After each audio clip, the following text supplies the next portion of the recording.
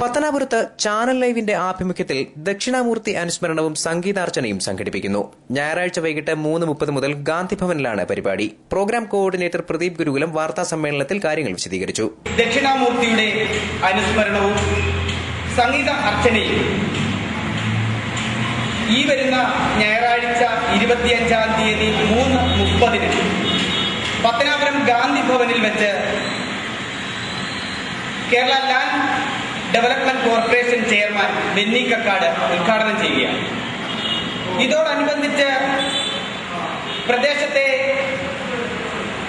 സംഗീത പ്രതിഭകളെ കോർത്തിണക്കിക്കൊണ്ട് സംഘടിപ്പിക്കുന്ന സംഗീത സൗഹൃദ വേദിയുടെ ഉദ്ഘാടനം നിർവഹിക്കുന്നത് മുൻ നഗരസഭാ ചെയർമാൻ എം.എ. രാജഗോപാൽ.